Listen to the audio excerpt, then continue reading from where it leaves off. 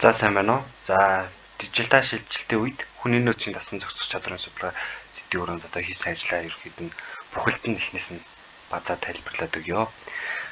За ерөнхийдөө бол дижитал шилжилт гэж нэг том ойлголт байгаа. За тэгээ хүний нөөцийн дасан зохицох чадвар дээр ерөнхийдөө тулгуурлаад судалгаа хийсэн. За удирдлагын хэсэг дээр бол ерөнхийдөө үндэслэл зүйлсүүдээ өмнө байснаар нь оруулаад тэрэн дээр нь илүү сайжруулалт хийх замаар ерөнхийдөө судалгааны ажлыг хийсэн байгаа шүү.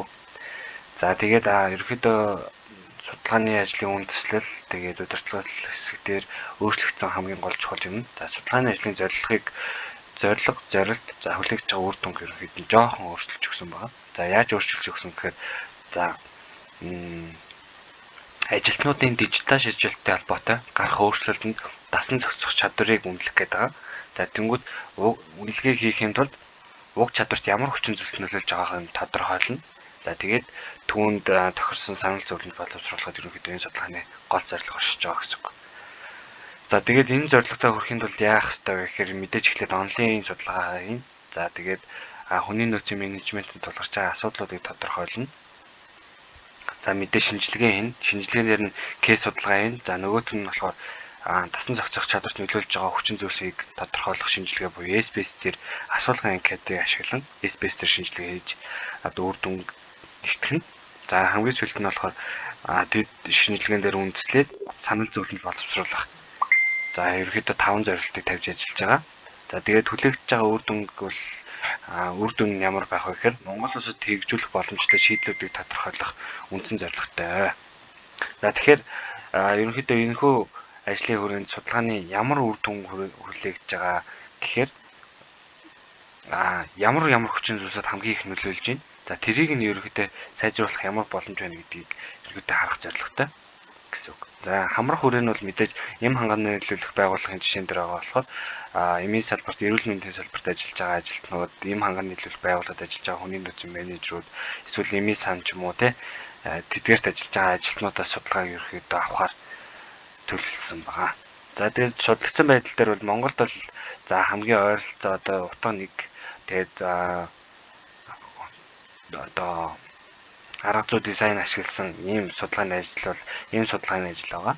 За харин гадаадд бол тодорхой хэмжээнд арай олон судлагдсан байснаас одоо ерөнхийдөө асуулгын судалгаа аваад SBS шинжилгээ хийсэн ийм судалгааны ажлуудыг ойролцоо сэдвтэй юм ерөнхийдөө уншаад за ийм арга ашигласан байна, ийм үр дүн төрсөн юм байна. За ийм зорилготой байсан юм гээд тэднийг нь ерөнхийдөө ашигласан гэсэн үг. За тэгээд ерөнхийдөө гол за тэгээд судалгааны гол одоо хамгийн ихний хэсэг бол онлайн хэсэг байдаг. За онлайн хэсэг дээр ерөнхийдөө 6 бүлэг хэсэг авч үзсэн. За дижитал шилжилт гэж юу юм? Хүний нөөцийн менежмент гэж яг юу хэлээд байгаа юм? За тэгвэл энэ хоёр хоорондоо ямар холбоо хамааралтай юм? За тэгвэл энэ хоёр ингээд хоорондоо холбоо хамааралтай ч тийм ээ. Тэгвэл тэр одоо дасан зохицох гэдэг чадвар гэдэг нь юу юм? Хүний нөөцөө одоо ажилтнуудад олгож байгаа тэр дасан зохицох чадваруудыг ямар ондоо тайлбарлалтыг гэдгийг ерөөхдөө энэ хэсэг тайлбарлаж өгч байгаа гэсэн үг. За тэнгуут ийм нэг шат дараалтай гэсэн үг. За дижитал шилжилт гэдэг нь ийм юм байна. За тэгээ хүний нөөцийн менежмент нь ийм юм байна. За дижитал шилжилт хүний нөөцөд тодорхой хэмжээнд ингэж нөлөөлдөг. За тэгж нөлөөлж байгаа болохоор мэдээж дасан зохицох шаардлагатай байна. Дасан зохицохын тулд за жишээ нь 5 теорийг ашигладаг буюу за хүн одоо ажилтан илүү тухайн технологиг ашиг чанар болон хэлбэр байгаагаас шалтгаалаад хүлээн авахгүй байх тохиолдлууд байдаг. Илүү хэлбэр ашиглахад амар одоо өөр ашигтай байгаад байгаа юм бол илүү ашиглаад хурдан дасан зохицох шилжилтэнд амархан дасан зохицох юм нөлөөтэй байдаг бол нөгөө талдаа хэцүү байгаад байвал ер нь сурах бол сонирхолгүй өмнөхөр байхыг илүү хүсдэг гэдгийг тайлбарладаг онлайн гэх мэтчлэн ингээд онлуудаа ерөнхийдөө тайлбарлаа явчихна.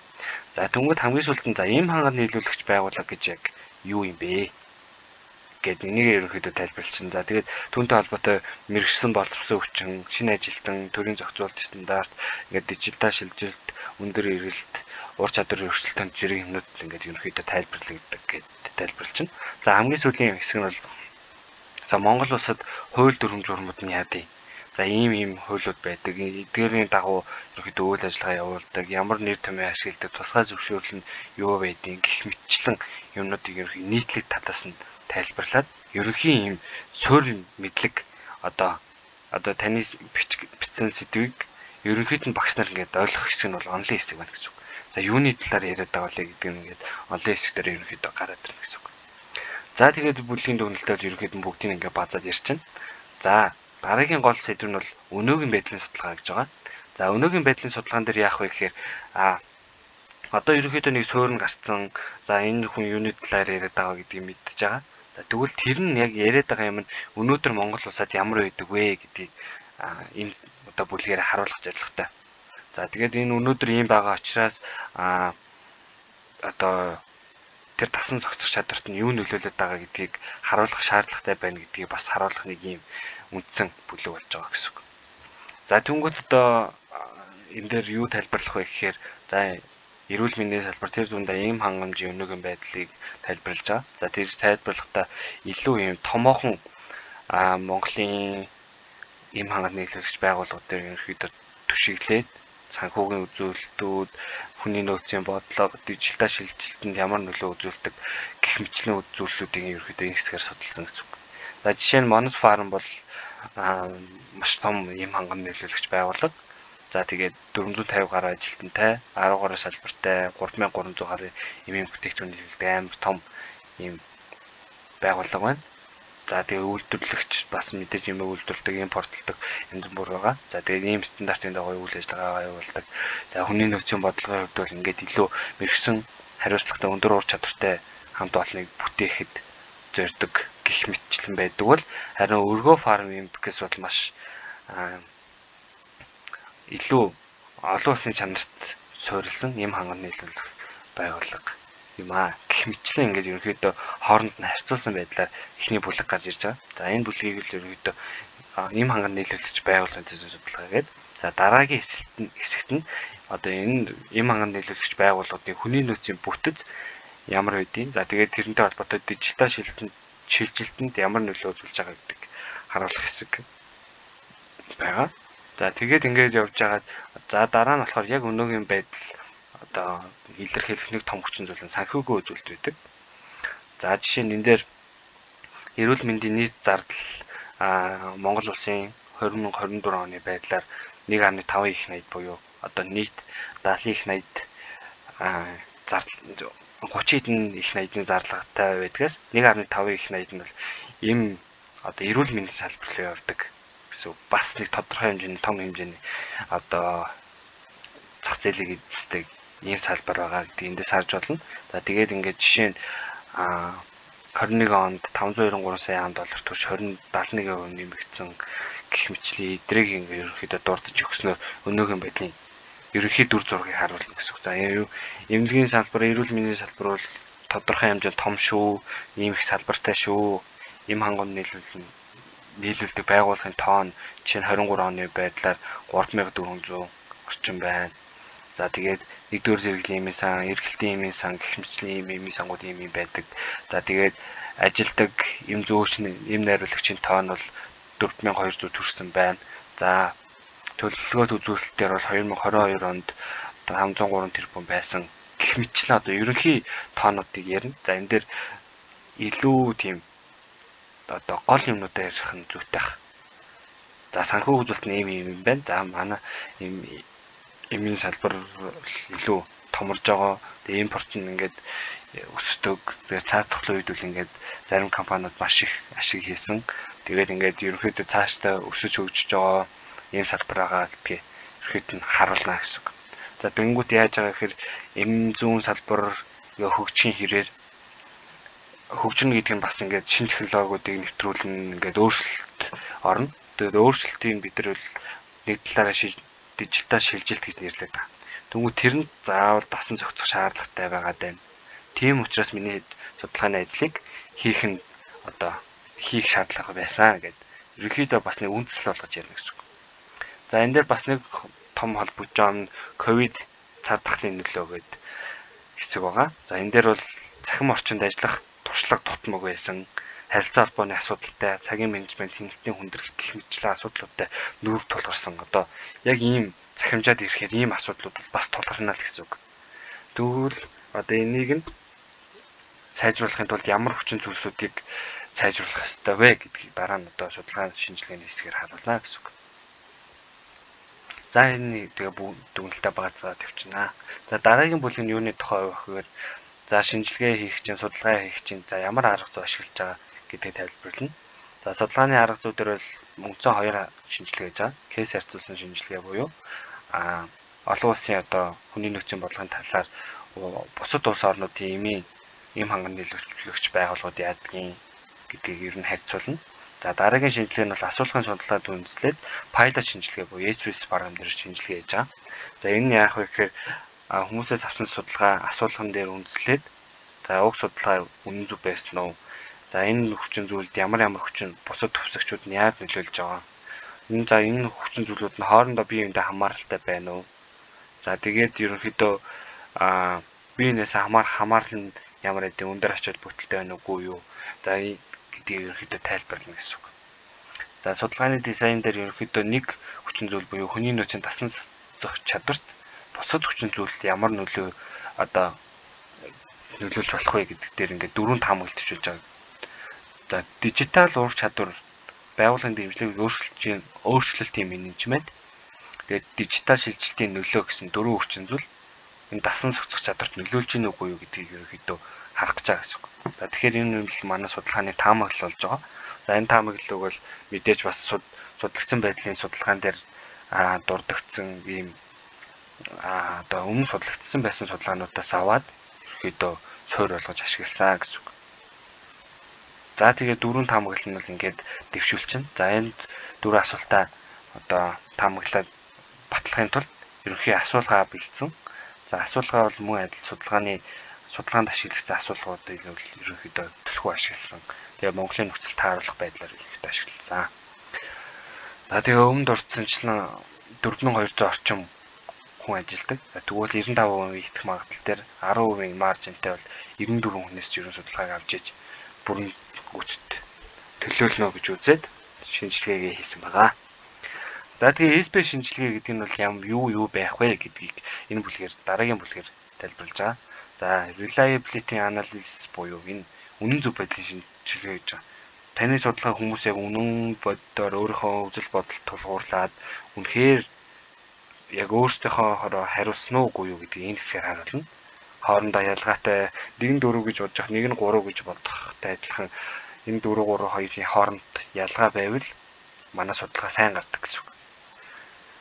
За энэ хэсгээр бол ингээд 0.0-оос 1-ийн хооронд байх бол сайн байдаг. Тэгээ манай судалгаа хэд байх нь шалтгаалаад ерөнхийдөө судалгааны үр дүнтэй байдлыг илэрхийлнэ. За харин дараа нь бол олон хүчин зүйлийн регрессийн шинжилгээ хийж байгаа. За энэ томьёолыг харах юм бол математик дээр үздэг ийм томьёолго байхгүй юу? Энийг харахад жоохон төвөгтэй ч гэсэн яг ингээд ойлгож байна амархан. За нэг ийм манай гол хүчин зүйл байна. Энэнд манай x1, x2, x3, x4, x5, x6, x7 ингээд бүх хүчин зүйлүүд яаж нөлөөлж байгаа? Хэдэн хувиар нөлөөлдөг вэ гэдгийг ерөнхийдөө харуулах зорилготой. За y-ийн тэнцүү x1-ийг үржих нь 0.1 гээд тэгэх юм бол x1 нь 0.1-ээр y-д нөлөөлдөг байх нэ гэд нэг тийм тайлбар хийх гээд байна. Тэнгүүт энэ дундаас хамгийн их нөлөөтэй хүчин зүйлүүдийг сонгож аваад за эдгээр хүчин зүйлсүүд бол хамгийн их нөлөөтэй. Эдрийг сайжруулах юм бол манай эгэр хөвсөгч сайжирна гэж одоо үзэх учраас за эдрийг сайжруулна гэдэг тэдэр дээрээ ерөнхийдөө санал зөвлөмж тулгуурлаж бичих юм гэсэн үг. За манай судалгаан дээр. За корреляцийн шинжилгээ гэдэг бол ерөнхийдөө том мэдээллүүд одоо тэр судалгааны ажлууд хоорондоо ямар ач холбогдолтой ямар хүчээр нөлөөлж байгааг тооцоолоход ашигладаг гэж үзнэ. За тэгээд энийг илүү тоон дээр нь тайлбарлавал ойлгомжтой болох. За дараа нь бүх хүчин зүйлийн шинжилгээ гэж байгаа. За энэ болохоор одоо эр хөвсгчээс бусад ингээд хүчин зүйлүүдээр ерөнхийдөө авч үзээд за энэ бүлэг 1 2 3 4 5 6 гэсэн байвал жишээ нь 1-р бүлэг бол нэг хүчин зүйлийг илэрхийлнэ гэсэн. За энэ жишээ нь энэ дээр car гэсэн машинтай холбоотой хүчин зүйлүүд нэг бүлэг болоод нэг хүчин зүйлийг илэрхийлж байгаа гэдэг маш сайн судалгааны ажил. За дараа нь цаг гэсэн success гэдэг зүйл амжилттай холбоотой асуудал бол бас нэг хүчин зүйлийг илэрхийлж байвал маш сайн. ийм байдлаар ерөнхийдөө тайлбарлах байдлаар ерөнхийдөө хийн гэсэн үг. За энэ бүлэг дээр бол мэдээж дүгнэлт авахгүй зүгээр яг судалгааны арга зүйгээ ингээд ингэж ашиглана гэсэн бүлэг баглахаар. За дараа нь шинжилгээний хэсэг байгаа. За эхлээд мэдээж кейс харьцуулсан шинжилгээ хийсэн. За кейс харьцуулсан шинжилгээ дундаа хэвтэй харьцуулт буюу олон кейсийг нэг цаг хугацаанд харьцуулна гэж байна. Дөнгөд одоо яг өнөөгийн байдал ч юм уу эсвэл тодорхой хэмжээнд өөр цаг хугацаанд манай Монгол улс, Грек улс, Америкийн одоо энэ гурван улсын эм хангар нийлүүлэгч байгууллагын жишээг хүний нөөцийн бодлого, дижитал шилжилтийн нөлөө зэрэг зүйлс дээр үндэслээд тайлбарлах гэж хичээсэн гэсэн. За эхнийх нь Грек улс. За Грек улсын Парматан групп гэдэг. За энэний талаар ингээд ерөнхий тайлбарлаж байгаа уншаад. За дараа нь Америкийнх байсан. За манай Монголоос Аз парыг сонгож аваад нэлээд томоохон байгууллагуудыг сонгож аваад харьцуулсан гэсэн. За тэгээд ерөнхийдөө хүний нөөцийн бодлого, дижитал шилжилтийн бодлогыг харьцуулаад ерөнхийдөө манайх дээр яах ёстой вэ? Яах шаардлагатай вэ гэдэг одоо ерөнхийдөө тийм дүгнэлт шинжилгээ хийсэн гэсэн үг. За тэгэхэд манай хүний нөөцийн бодлого мэрэгсэн шадралыг хамт олоныг бүрдүүлэх шаардлагатай, сургалт хөгжилд илүү анхаарах хэрэгтэй, карьер өсөлтийг дэмждэг бах, тэгээд шударга цалин урамшууллыг тавьдаг бах хэрэгтэй байна. За харин дижитал шилжилттэй холбоотой техник технологитой ERP системийг илүү сайжруулах хэрэгтэй. Захин захиалгын платформыг илүү хөгжүүлэх, тэгээд захин тайлан хяналтын системтэй болох хэрэгтэй байна. Сургалтын захин платформыг бүрдүүлэх гих мэтчлэн ийм үр дүнгууд гарч байгаа. За тэгвэл энэ үр дүнгууд нь бидний одоо энэ хийж байгаа спот пайлот шинжилгээтэй ерөнхийдөө таарч ийн үгүй гэдгийг одоо харцгаая. За пайлот шинжилгээний эхний заавал байх ёстой хэсэг нь бол хүчин зүйлүүдэд тайлбарлаж байгаа. За X1 гэдгээр юу илэрхийлж байгаа гэдэг нь одоо байх шаардлагатай. X2, 3, 4, X4 гэдэг юу илэрхийлж байгаа нь маш чухал гэдэг. Хоорондоо хамааралтай гажуулан зүгээр рандом тав. Тэгвэл эдгээр нь утга санаагаараа биеиндээ нөлөөлж гинүү үгүй юу гэдгийг одоо тайлбарлана гэсэн үг. За тэгэхээр эхлээд үнэн зөв байдлын шинжилгээг дурдсан. Манай үнэн зөв байдлын шинжилгээ нэгтээ маш ойрхон буюу маш сайн гарсан байна. Тэгэхээр ерөнхийдөө энэ судалгааны асуудлыг хүмүүс уншаад яг өөрийнхөө үзэл бодол маш ингээд туршлага дээрээ тулгуурлаад өөрөөр хариулсан гэдгийг ерөнхийдөө харж байна гэсэн үг. За тэгээд F статистикийн хувьд нь нэгээр дэш байгаа нь бас сайн ялгаатай байгааг нь илэрхийлнэ. За significant утга нь 99% итгэх магадлал өндөр ач холбогдолтой байна. Бараг л 100% магадлалтай гэж ойлгож байна. За дараа нь регрессийн шинжилгээ. За регрессийн одоо томьёол ерөнхийдөө шинжилгээ нь 82.6% ач холбогдолтой. За яг наривчлах юм бол 68.2% маш өндөр ийм хамааралтай ийм судалгаа болсон байна гэдгийг ерөнхийд нь ингээ базаад харуулж байгаа гэсэн үг. За мөн дурдсанчлаа F статистик 8 буюу өндөр гарсан. Significant утга 99% магадлалт итгэх магадлалтай байна гэж ойлгож байна. За тэгээд одоо гол хэсэг нь бол энэ коэффициент хэсэг байгаа байхгүй. За коэффициент дээр хамгийн гол харах юм бас significant утга. Ерөнхийдөө нэг энэ дөрвөн хувьсгчаас 0.5-аас бага ч юм уу. За 0.1-ээс бага юм гарсан утгууд бол маш өндөр ач холбогдолтой буюу одоо энэ уртлын бета коэффициент нь өндөр байна гэсэн үг. Түнгүүд дөрөв дурдсанчлан Y тэнцүү X1-ийг үржих нь 0.592 байна гэсэн үг X1 хувьсгч нь. Тэгэхээр ер нь бол нэг 60% нөлөөлж байна гэсэн үг. 0-1 хооронд байдаг хгүй. Тэгэхээр нэг 60% нь бол сайн нөлөөлж байна гэдэг нь гарч байгаа. За харин X4-ийн хувьд өндөр ач холбогдолтой гарсан ч гэсэн сөрөг утгатай байгаа. Сөрөг утгатай байхаар ерөнхийдөө энэ хувьсгч сайжрах төгсөн манай эерэг хувьсгч бол буурж байгаа. Эсвэл ямар нэг байдлаар судалгааны асуудалд байс үүссэн буюу жоохон алдаа гарсан байх магадлалтай учраас судалгаагаа сайжруулах шаардлагатай гэж тайлбарлаж болно. За тэгээ X1 хувьсгч нь дижитал ур чадвар ба сургалттай холбоотой хүчин зүйлүүд буюу энийг илүү сайжруулах шаардлагатай гэдгийг регрессийн шинжилгээнээс харсан. За дараа нь харин хүчин зүйлийн шинжилгээ байгаа. За манайх дээр бол маш сайн гарсан. За нэгдүгээр бүлэг хүчин зүйлс буюу одоо X2 1-ээс X4 X1-ээс 1-3 хүртэл ингээд хүчин зүйлүүд бол нэг холбоо хамааралтай буюу бүлэг нэгийг дижитал ур чадвар болон байгууллагын дэмжлэг гэж үзнэ. За хоёр дахь нь болохоор энэ хэсэг баггүй энэ дөрөв X4-р X4 буюу дижитал шилжилтийн нөлөө гэсэн дөрвөн хэсэг биеиндээ бас маш сайн холбоо амралт болоод нэг бүлэг хүчин зүйл болж байна. За бүлэг 3 бол дасан зохицох чадвараа өөрчлөлтийн менежмент гэдэг X3 дахь ерөнхийдөө энэ 3 байна гэсэн үг. За ингэж бүлгэлж гарч ийна гэдэг нь бол ерөнхийдөө судалгааны үр дүн бол маш сайн гарч байгааг илэрхийлж байгаа. За корреляцийн шинжилгээнд дээр юу гэж тайлбарлах вэ гэхээр нэг хөвсөгч нөгөө хөвсөгчаасаа яаж хамаарж байгаа гэдгийг харуулж байгаа. Дүнгүүд X1 өсгөхөд X2 өсөх нь 99% магадaltaй гэсэн үг. Ардаа 2 одтой байна гэдэг нь 99% магадaltaй. Нэг одтой бол 95% магадaltaй. За эдгээр бол дандаа 99% биенээс 99% хамаарч байна. X2 дээр жишээ нь за 95% дээр нөлөөлөх нь X2 нь X3-аас 95% дээр нөлөөлдөг. Гэх мэтчлэн ингээд тайлбарлаад нэрвжилсэн үр дүнг нь энэ дээр ингээд задлаа гаргацсан байна. За тэгээд тус бүрт нь ерөнхийдөө тайлбарыг бичсэн байгаа болохоор ерөнхийдөө нэг уншичвал ерөнхийдөө ойлгомжтой болох хаа. За тэгээд ерөнхийдөө ингээд бид нар хийсэн дипломын ажил ерөнхийдөө дуусж байгаа. За тэгээд базаад хэлэх юм бол за гол зорилго нь эм ханганы нийлүүлэгч байгууллагын ажилтнуудын одоо дижитал шилжилтэнд дасах чадрыг үнэлэх гээд байгаа. Тэгвэл тэрэнд ямар хүчин зүйлсүүд хамгийн их нөлөөлж байгаа гэдгийг одоо шинжилгээнүүдээс ерөнхийдөө харлаа. За жишээ нь X1 хөвсөгч бол хамгийн их нөлөө үзүүлж байна. За энэ ямар хөвсөгч байсан гэдэг нь одоо ерөнхийдөө өмнөхөөс ингээд хараад тайлбарлчих болно. За тэгээд X2 3 болон 2 болон 3 хөвсөгч нь бас өндөр ач холбогдолтой гарсан. За кейс шинжилгээний үр дүнд бол мэдээж өмнө дурдсан одоо системийг сайжруулах, хүний нөхцөө сайжруулах, мэрэгчлэлтэн сургах, илүү сайн сургалтын платформтой болох гэх мэтлэн хүчин зүйлсүүд байсан гэдгийг ерөнхийдөө дурдаад өгнө гэсэн үг. За тэгээд ерөнхийдөө корреляцийн шинжилгээ өнөөгийн байдлын судалгааг ингээд үнэхэд манай судалгаа үр дүнтэй гарсан. За тэгээд ийм хүчин зүйлсүүдийг сайжруулах шаардлагатай гэдгийг санал зөвлөмжөөр оруулж өгч байгаа. За сургалт ба хөгжлийн бодлогыг хэрэгжүүлэх буюу сургалтыг одоо илүү сайн сургах хэрэгтэй байна. Сайн сургахын тулд бол мэдээж сайн багш хэрэгтэй. Сайн багштай байхын тулд мэдээж энэ дижитал шилжилтийн талаар мэдлэгтэй одоо сайн сурсан хүн өөрөө байх шаардлагатай учраас эхлээд өөртөө сайн сурах хэрэгтэй байна гэсэн үг. За тэгээд удирдлагын манлайлал дэмжлэгийг нэмэгдүүлэх буюу одоо удирдлагууд дээрээс дижитал шилжилтийг илүү сайн дэмждэг бол ажилтнууд бас хүний нөөцийн ажилтнууд бас нөгөө талдаа бас сайн сургаж өгч чадна. За технологиг бол бас маш сайн сайжруулах шаардлагатай байна. Технологи гэдгээр бас санаа маш олон санааг илэрхийлнэ. Зөвхөн нэг систем хөгжүүлэх биш бас маш олон төрлийн технологиг ашиглаж болно.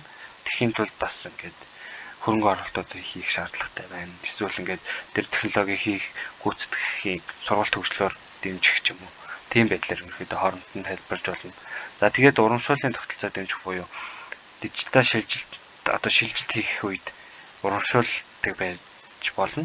За тэгээд энэ нь болохоор шинэ санал санаачлаад хувь нэмэр оруулсан хүмүүсийг үнэлэх хандлагыг бий болгох гэх мэтлийн ийм ерөнхийдөө үр дүнтэй болохоор эдрийг одоо ерөнхийдөө санал болгоо зөвлөж гинэ гэсэн. За тэгээд энэ хүрээр ерөнхийдөө манай дипломын ажил дуусж байгаа.